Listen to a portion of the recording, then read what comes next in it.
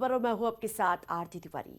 वंदे मातरम सिर्फ एक राष्ट्रगीत नहीं बल्कि अब सियासत का सबसे बड़ा मुद्दा बनता जा रहा है। जी हां, जिस प्रकार से कल प्रधानमंत्री नरेंद्र मोदी ने लोकसभा में कांग्रेस को इस मुद्दे पर घेरते हुए ऐसा वार किया कि पूरा विपक्ष बैकफुट पर आ गया।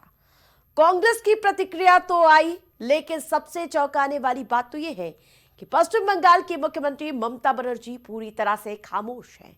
ना समर्थन, ना विरोध। आखिर किस मजबूरी में है ममता बनर्जी? दरअसल देश भर में वंदे मातरम पर सियासी हलचल तेज हो गई है। पीएम मोदी ने कांग्रेस पर राष्ट्रगीत की काट-छाट और यही नहीं, तुष्टीकरण की राजनीति का आरोप लगाकर बहस को और तेज कर दिया। कांग्रेस भी पीछे नहीं थी, पलटवार वहां से भी आया। बीजेपी इसे बंगाल चुनाव से जोड़कर राजनीतिक रंग दे रही है। लेकिन हैरानी वाली बात है, पश्चिम बंगाल की मुख्यमंत्री ममता बनर्जी और उनकी पार्टी टीएमसी पूरी तरह से साइलेंट मोड पर है। जो ममता राष्ट्रवाद और बंगाली अस्मिता की बात कहते नहीं थकती हैं, वही आज खुलकर एक शब्द कहने के लिए तैयार नहीं है। लेकिन अब आपको उनकी मजबूरी बताते हैं। वंदे मातरम पर ममता का धर्म संकट क्या कहता है? राष्ट्रगीत का विरोध तो अगर किया तो राष्ट्रवाद पर सवाल समर्थन पूरी तरह से देखने को मिलेगा। समर्थन किया तो मुस्लिम कोर वोट बैंक नाराज हो जाएगा, छिटक जाएगा। और यही नहीं, पहचान, धार्मिक राजनीति, संवेदनशील मुद्दा ये महत्वपूर्ण हो जाता है, क्योंकि बंगाल अस्मिता, मुस्लिम वोट और इसके वोटर साधना बेहद ही मजबूरी है ममता बनर्जी की। चुनावी समय है, किसी से छुपा नहीं है।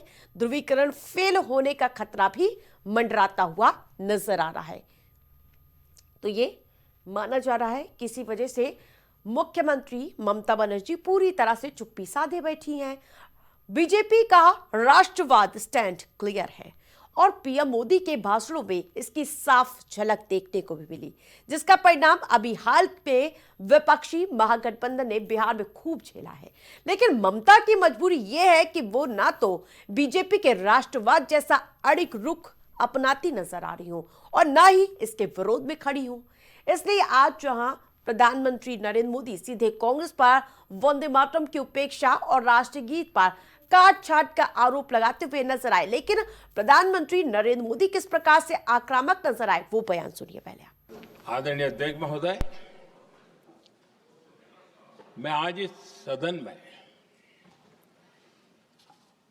वंदे मातरम पर महात्मा गांधी की भावनाएं क्या थी वो भी रखना चाहता हूं। दक्षिण अफ्रीका से प्रकाशित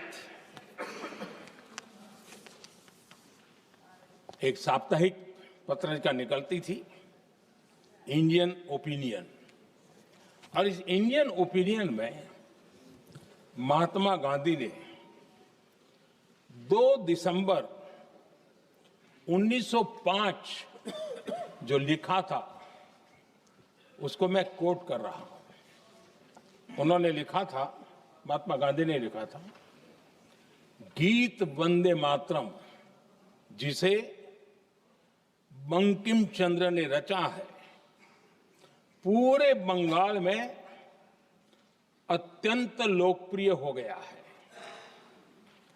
स्वदेशी आंदोलन के दौरान बंगाल में विशाल सभाएं हुई, जहां लाखों लोग इकट्ठा हुए और बंकिम का यह गीत गाया।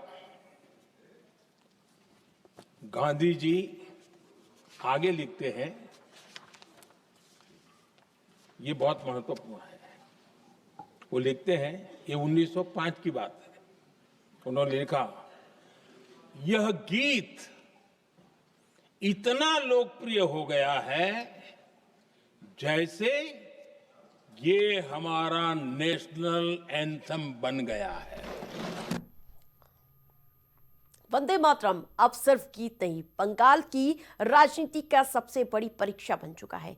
एक और राष्ट्रवादी भावनाएं हैं तो दूसरी ओर मुस्लिम कोर वोट, और इन वोट बैंक में जहां दोनों के बीच ममता बनर्जी की सियासत संतुलन साधने में उलझी नजर आ रही है। समर्थन करे तो बीजेपी के साथ खड़ी दिखती हैं, विरोध करे तो राष्ट्रवाद पर सवाल उठते हैं और ऐसे में ममता ने खामोशी को ही ढाल बना लिया मानो। लेकिन चुनावी माहौल में चुप्पी भी एक बयान बन जाती है। सवाल यही है, क्या ममता बनर्जी की राजनीतिक चुप्पी है या फिर खामोशी उनकी मुश्किलें और बढ़ा देंगी।